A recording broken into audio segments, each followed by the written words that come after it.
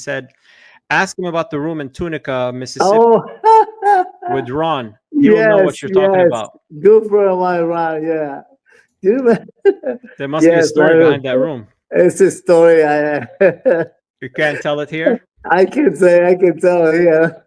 Okay, you can plead the fifth on this one. Okay, we'll allow it. I plead the fifth on this one. Plead the fifth. Okay. I remember exactly what happened in Tunica, yes. I love to play after the flap. I think I can make most of the time the right decision after the flap. So a lot of time I can live with queen 10 suited, 10 jack suited, because I want to see a flop. I don't want to, if I limp and you raise, most of the time I will call if it's a small raise, like 2x or 3x. I probably wouldn't call. I want to see the flop. Talking about 3-bet, see, I remember once you 3-bet me and it was weird. You took me to school post flop. You 3-bet me with 5-6 off. I opened pocket kings. You 3-bet me small, and your 3-bets are very small. It's like 2.2x. It wasn't even a 3x 3-bet. I just flatted just to keep your range in. And the flop comes ace high, slows my action down because you 3-bet pre. I check call the whole way, and you made 2-pair on the river. And I got so mad. I'm like, what the hell is he doing? 3-betting me with 4-5. So you do little tricks like that are unconventional, but you know how to navigate post flop so well. The action happens actually between Davide and the big blind. The big blind is Vogelsang. You know Vogelsang. He plays all the Triton stops, all the high roller stuff. Yeah, I know. Play high roller. European guy.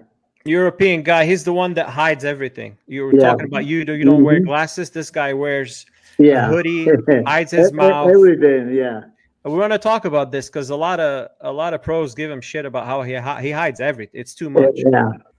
So the action happens between Davide and Vogelsang. Vogelsang flats with his hand pre, and the flop turn and river goes between Davide and Vogelsang. Flop goes check, bet, call. On the turn, Davide picks up equity. He's got the backdoor spade. With the ace of spade, he needs one more spade to make the nuts, or any queen will make a straight, but the flush gets there on the turn.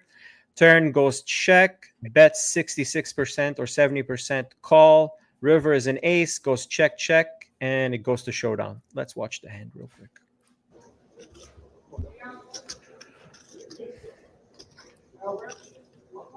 Shane, you said it's French. Yeah, Davide speaks French. He's either Belgian or French. I'm not positive.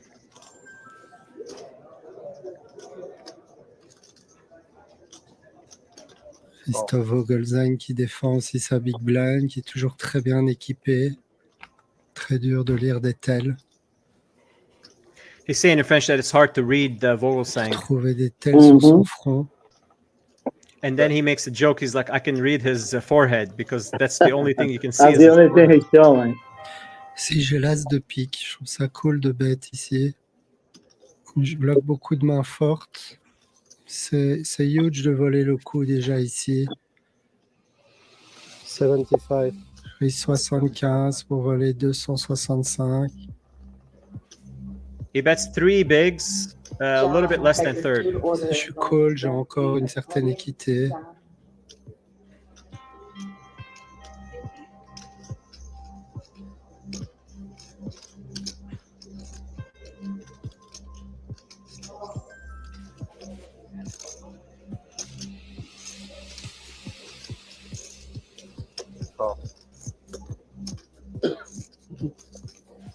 Nicole ici, il peut avoir pas mal de rois quand même.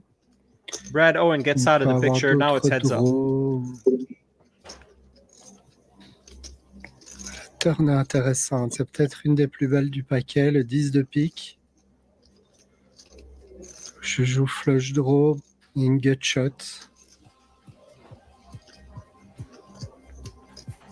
Ça peut être une belle carte à semi-bluff.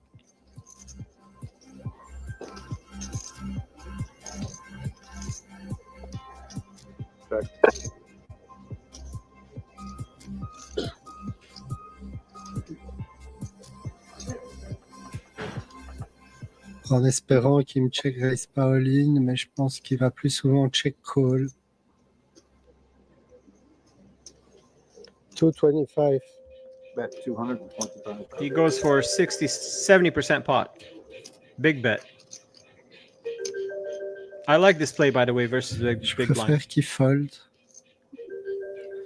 S'il call, j'ai une vraie décision de savoir si je dois continuer mon bluff ou pas à la river.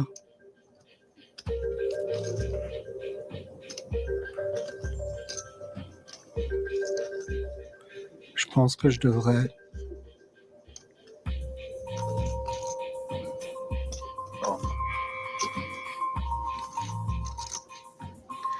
Allez, un petit pic, un petit pic.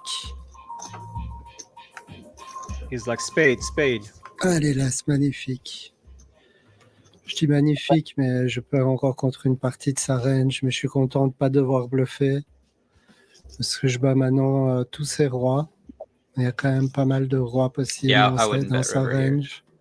Yeah, he takes the same line. Mais je pense que j'ai pas de value à bet. Il peut déjà avoir des flushs. Il peut avoir des brelans. Il faut pas que je me value cut ici avec l'ICM, c'est pas bon.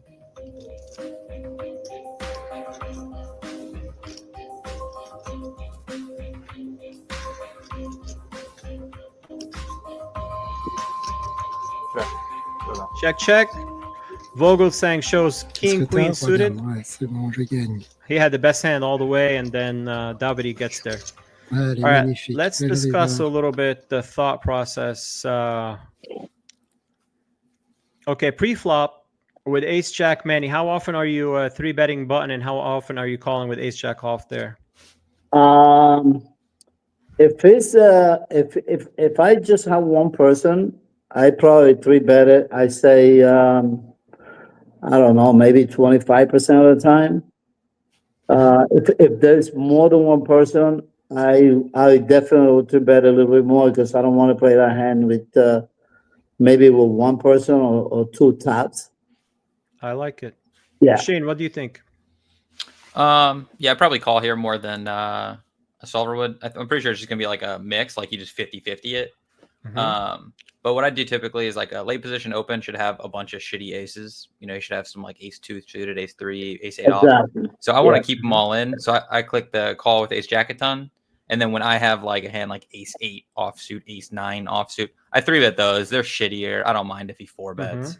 But I'm pretty happy like click and call with ace jack, letting him keep his ace 9 offsuit, and then hopefully, you know, maybe coolering him. So just on the button, if I'm like low jack, high jack, I would three bet it more. Yeah. Makes total sense. This is the solver here pre-flop.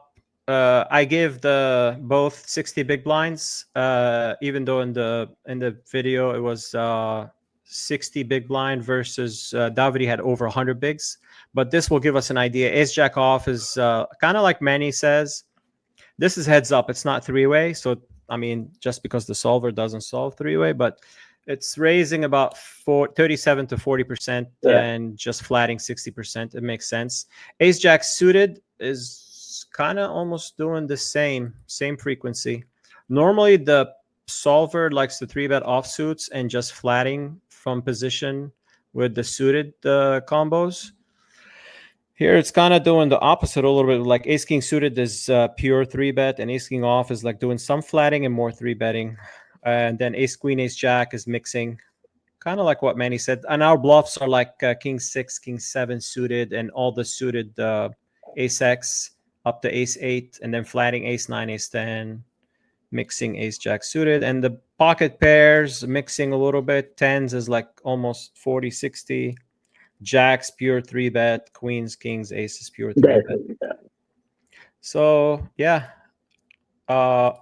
Okay, so on the flop, what do you think about his C bet on the flop with the backdoor spade when Brad Owen checks? I'm fine with that 100%. I mean, he's gonna call two-way. I'm pretty sure kings is gonna call, or maybe jacks or 10. He might call my bet to see what happened on the turn. But definitely the C bet is 100%. I will do it all the time.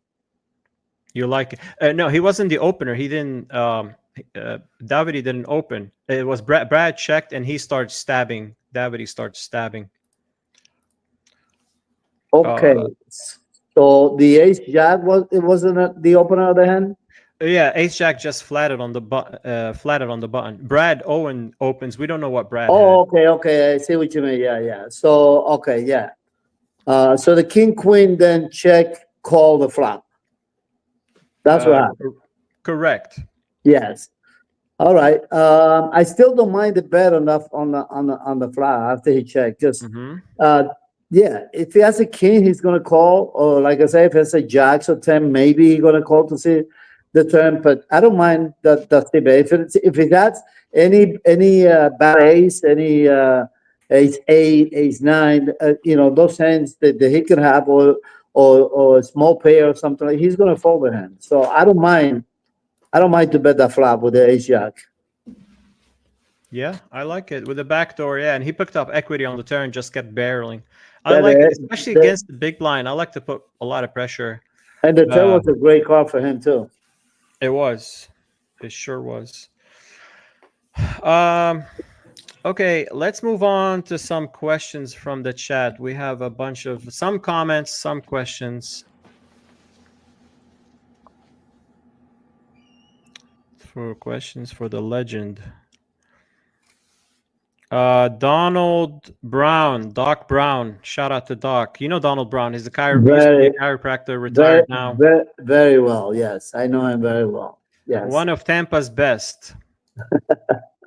Yeah, Don Brown. I haven't seen him lately, but he's a good friend of mine. I saw him at Hard Rock this weekend. I think he was playing the 400. I saw him, and usually he grinds Derby a lot more than Hard Rock. I think. Yeah, he goes more to Derby. Ron Groller. You know Ron? Ron Groller. He plays the league. I met him the first time playing the league in WSOP League at Derby, but he seems to know you very well. This is his comment. He said, ask him about the room in Tunica, Mississippi with Ron. He will know what you're talking about. Good for my Ron, yeah. There must be a story behind that room. It's a story. You can't tell it here? I can tell it here. Okay, you can plead the fifth on this one. Okay, we'll allow it.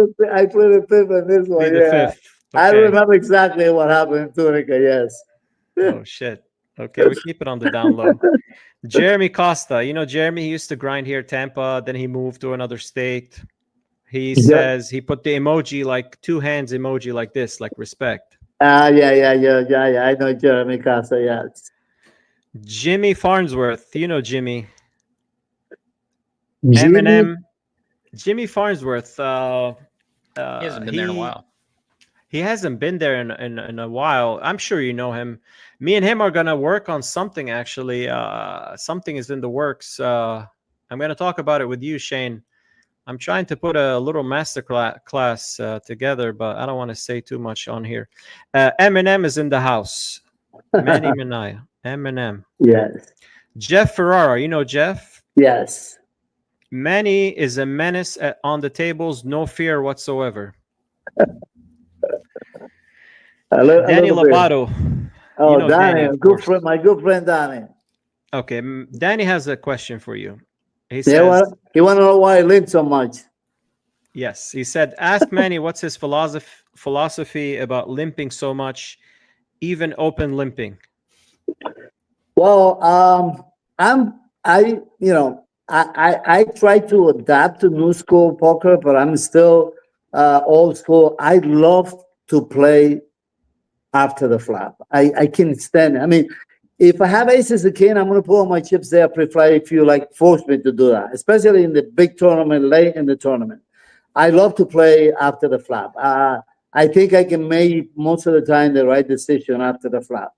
So a lot of time I can live with queen 10 suited, 10 jack suited, because I want to see a flop. I don't want to, if I limp and you raise, most of the time I will call if it's a small raise, like 2x or 3x. I probably wouldn't call. I want to see the flop. But that's the way. But I tell you what, when I get a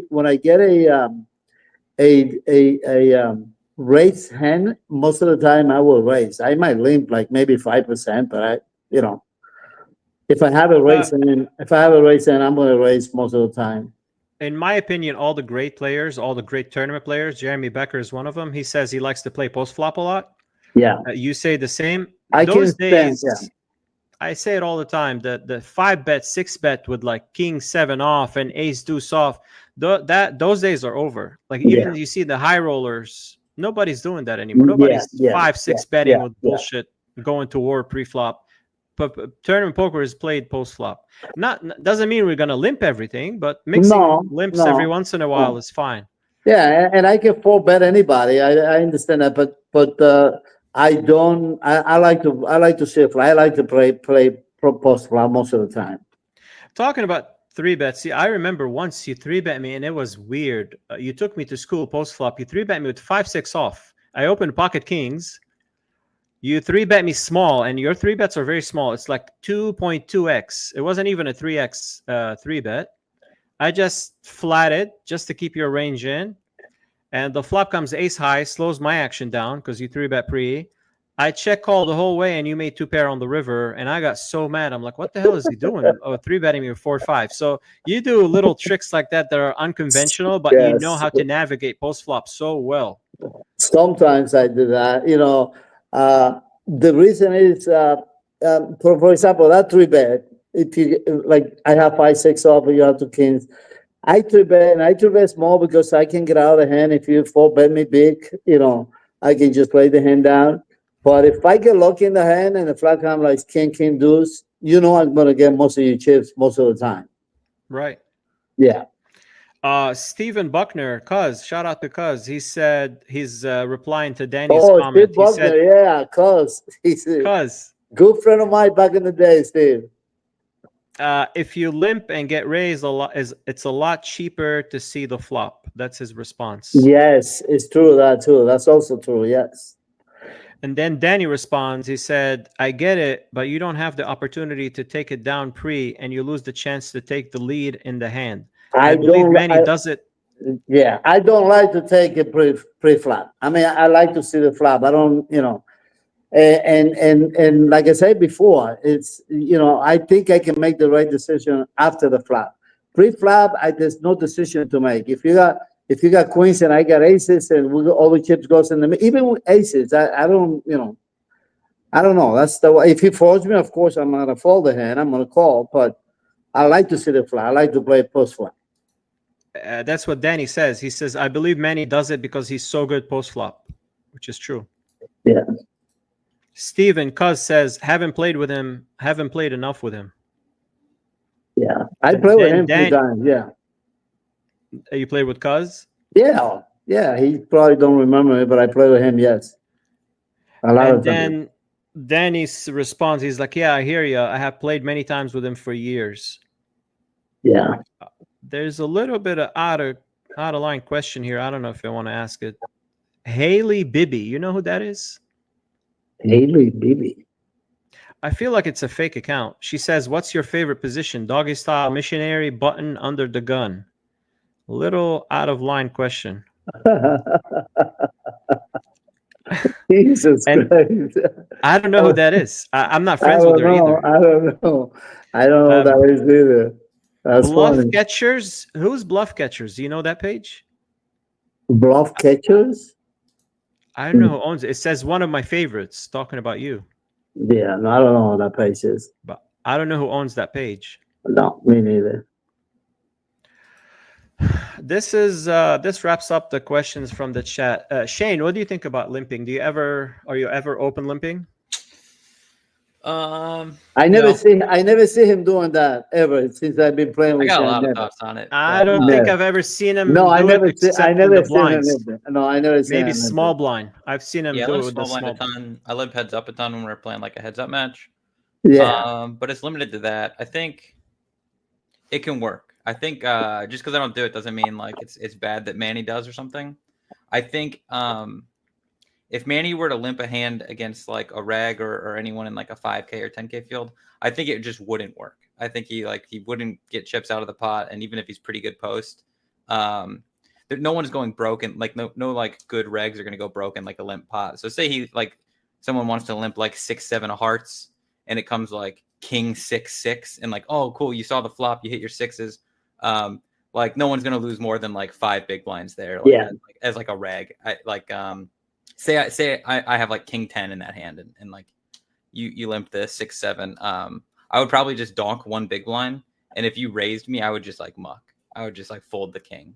I agree.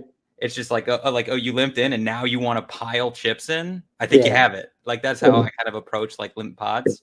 I don't really like. And look, even if you don't have it, it's nothing wrong with folding a king 10. I lost 1 big. Yeah, exactly. So against good players, it's just not going to work. I'm never going to give you credit for bluffs, and if you start piling chips in after limping, I'm just going to. You have aces at a minimum, or like trips at like or 2 pairs. So I my 1 pair hands never call you. But if you were to like raise your hand, say you raise 6-7 and it comes like king 6-6, now I'll actually put in like 8-10 big blinds with my king 10. So like it is hurting like you, but that's just against regs. If there's some like weak player in the hand, they still might put in 80 big blinds with king 10. So like it's still gonna work. It's just not gonna work against like better good decent players. Yeah. That's my. How often have you played with Manny? How often have you been at the tables together? We'll play a good a lot. amount, maybe 15 tourneys or so. Something like that. 15, 20. I've seen some Manny tricks here and there. I caught him opening the button one time with 2-3 offsuit, and that's when I realized I'm gonna be putting chips in against Manny from now on. Yeah. Oh yeah, he gets out of line a lot, and he does it well. With unconventional hands, you're gonna see at showdown things that you're gonna say, "What the fuck?" like 5-6 times. That stuff, like when I'm at the table, when I'm like in competitive mode, I'm like, You're trying to open 2-3 on my big blind. I get like angry. I start like that's disrespectful. I get aggressive. Yeah, I'm like, what do you think you're doing right now? That's way out once I get those hand histories on people, I'm like, you're disrespecting me. Let's play some poker now. Yeah. All right, guys, let's wrap it up here by talking a little bit about the state of poker here locally. We always wrap it up with this. Manny, what's your favorite room of all rooms, the local rooms? I used to love to play at Derby because I can just walk outside. I can play like I'm 2 places. My 2 favorite places used to be Derby. It used to be the what's the name of that room? Silks? No, in Vegas. Orleans? Bellagio. What's the name of that room? There was the room where you can see outside the water. The water show at the Bellagio. The fountains? Yes. I used to play it. But here, around here, I haven't been in Derby in a long time, but it used to be Derby because you can see. I hate to play inside a box. There's you can see nothing outside. Oh my God! Yes. I love the fact that you said that, and I talked to Yi about the lighting, and months later he's like, "Listen, we're gonna change the lighting. I said, Yi, you need daylight lighting because you don't have any windows." Make that room a little here. Make the room lit up. I said, we go to Sarasota. It looks like a pharmacy. It's lit up. It's nice. The room is nice space. You have enough space, and it's lit up. He's like, okay. He told me, he's like, listen, we're gonna change the lights this week. I said, perfect. In Derby too. Couple days later. Yeah, but to be honest, I think the Hard Rock is the #1 place around here when it comes to tournaments, and I think continue the story about the lighting. He's like, we changed this row. What do you think? They changed the bulbs, but they got the same bulbs, yellow instead of daylight. I said, you need daylight lighting, not yellow dim light like we're setting the mood at a romantic restaurant. This is poker. Sometimes we can't even see the suits. Light it up. Exactly. Yes. So Hard Rock #1, Derby is second. Yes, I like to play at Derby. Yes.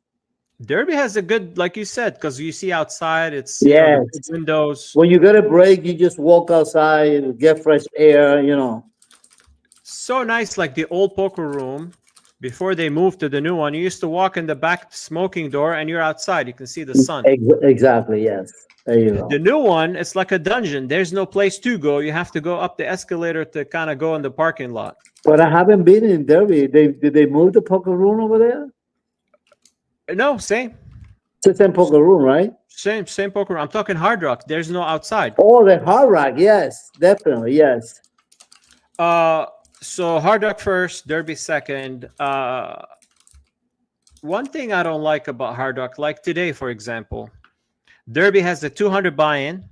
The rake is very low. They take I think like 13%. So only $26 is coming out of the 200 buy-in, Mm-hmm. and it's a 10K guarantee. Compared to Hard Rock is 150 guarantee. I mean 150 buy-in, 20% rake. So what is that? $30 is going out of the 150. So you have $120 going in the prize pool. It's a bigger guarantee, but the payouts are shit because when you're raking that much and the buy-in is so low, there's no money to be won. First place would be lucky if it's 3K first place, while Derby is gonna have like 4K first place. I don't think the Hard Rock. Any Lovato asked me, like, I don't think the Hard Rock care if you go, if you don't go. They don't. Poker is the least thing that they make money on it. I think they don't care much about poker. That's why, you know. Did you remember we used to have the big tournaments over there by the pool? They haven't done that in a long time. I didn't play tournaments back in those days, but I heard about it when they moved the tables by the pool. Yeah. Not I mean, anymore. even this is like beating a dead horse. We talk about, you know, this year they haven't had a one event in the event center. No. It's Everything sad. has been in the poker room. It's sad for us grinders not to have the event center. We're always playing in the poker room. I mean, they ran I'm gonna give them credit. They ran a nice. It was nicely run, but they didn't have any issues with alternates. It ran smooth, and they hired the traveling dealers, so it was smooth. Anything else you guys want to add? Hey, I want to congratulate you, Carl, and your podcast. I've been following you for a long time. Very good job. Okay, especially Thanks, talking to local guys and stuff like that. You've done a pretty good job. Congratulations. Thank you. I appreciate it. Yeah. Shane, anything to add? Shane, behave in the table when I'm there, okay? Nah, Shane not gets happening. out of line. Not happening. It's out of line too much. No, I look forward to playing with you guys. I think I'm going to Hollywood here in a couple days. They got a series starting, and then Yeah, after that, I'll be there. I'll be there Thursday. Oh, cool. Yeah, I think I'm going Wednesday, and I'm just playing the opener, and then I'm dipping out. But I'm going to go to Cherokee next week, so I wasn't going to stay for all of it. I never been in Cherokee ever. Everybody telling me it's a really great place to be. Yeah, you should come. Me neither. Beautiful. Me neither. Yeah. I've never been to that stop. Yeah, never been in that stuff. In Their Cherokee, opener that's will be, no Carolina. It'll be like a $400 1 mil. It'll be big, but that's just their opener. And then their main event's a 1700. It's a 2 mil guarantee, but it always gets to like 2.8 or something. Yeah. When do they start this? The beginning of December? It's like the day after Thanksgiving. So, Okay. Okay. 28th or something. That's when it starts, and then it ends December 10th. That's during the main event in Hollywood. You know, they have a Saturday for the main this year, Manny. They have a Saturday know this here week. have Rake, right? When is the satellite? They know they have one here. I think it's Thursday morning. Thursday at 11 a.m. 400 buy-in, 25K chips. It's actually way better than the structure down in Hollywood. That's very good. Yeah, maybe I'll go Thursday morning, right? Thursday morning at 11 a.m. I'm gonna play it. Okay. I would play it too if I wasn't doing something else. That sounds great. Glad they're doing that. Yeah, I think the main event runs through the Thanksgiving. Yes, the Thanksgiving weekend is the main event in Hollywood. Correct. Nah, not this Guys, week, next week. Thank you so much for coming, Manny.